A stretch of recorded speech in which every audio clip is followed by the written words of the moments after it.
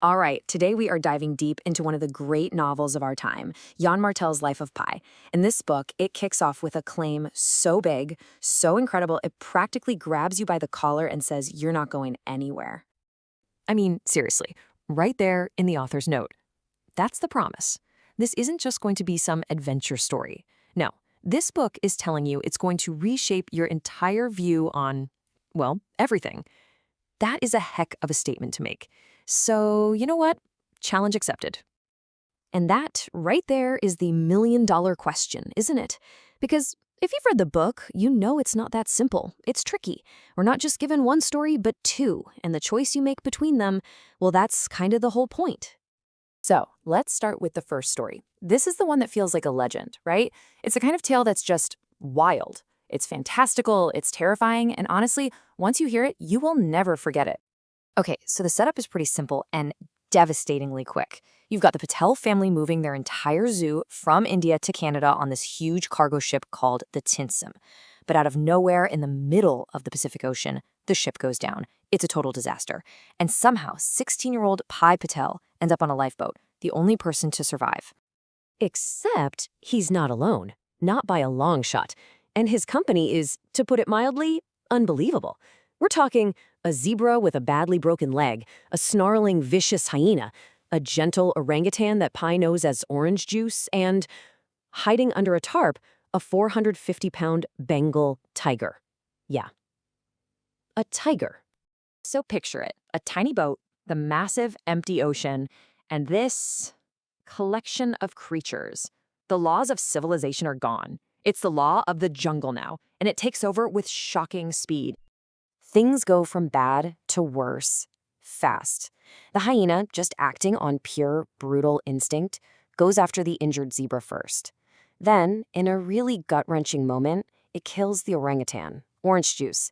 And just when you think this horrible hyena is now in charge, nope, the real apex predator makes his entrance. Richard Parker, the tiger, comes out from under the tarp and ends the hyena in a heartbeat. And just like that, Pi is left adrift for 227 days, alone with a Bengal tiger. For hundreds of pages, this is the story we're living in. This incredible, unbelievable journey of a boy and a tiger against the sea. But then, Pi is finally rescued. He washes up in Mexico. And when he tells his story, people don't react with wonder. They react with suspicion. The guys interviewing him, they're from the Japanese Ministry of Transport. They're bureaucrats. They want facts, they want a story that makes sense on paper, and a boy on a boat with a tiger, yeah, that's not it. They tell him, give us the real story. Give us a story we can believe, a story without the animals. And so, Pi gives them another one. And this, right here, is the gut punch of the novel. The zebra with the broken leg, that was actually a young sailor. The vicious hyena, that was the ship's horrible cook. The gentle, loving orangutan, orange juice, that was Pi's mother. And Richard Parker, the tiger, the savage, powerful force that survived it all, that was Pi. There is absolutely no magic in this second story. It's just grim, it's ugly, and it's frighteningly plausible. The cook murders the injured sailor for bait. When Pi's mother fights back, he kills her too. And then Pi, filled with a rage that feels like something inhuman, kills the cook.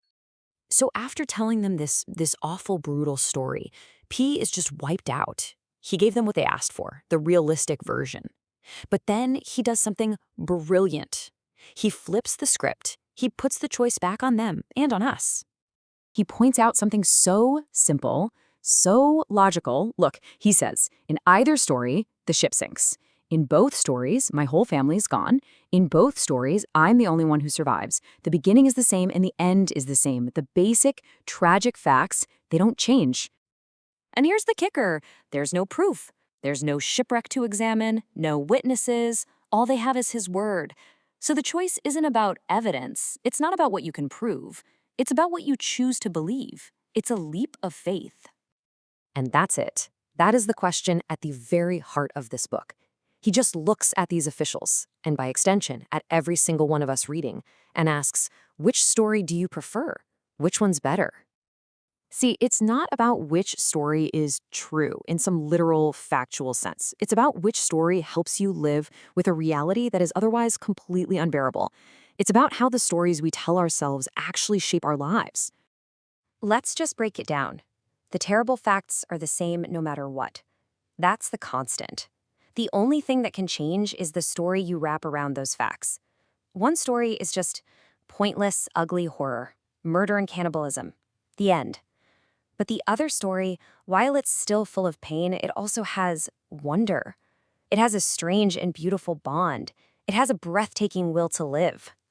And when they're faced with that choice, the Japanese officials, those practical, fact-based men, they don't even have to think about it. They pick the story with the animals. They say it's the better story. They choose the one that allows for meaning. And that's when Pi lands his final, incredible point. He says, "Thank you." And so it goes with God. He's saying that choosing to believe in God is just like choosing the story with the tiger. It's not about proof. It's about looking at a world that is often cruel and chaotic and choosing to see a story that has meaning and beauty and hope in it. And that's where the book leaves us. It turns that question right back on us. The hard facts of life, the suffering, the loss, a lot of that is out of our control. But the story we tell ourselves about it, the meaning we find in it, that's our choice. So, do we live in the grim, brutal reality, or do we choose the story that makes room for something more?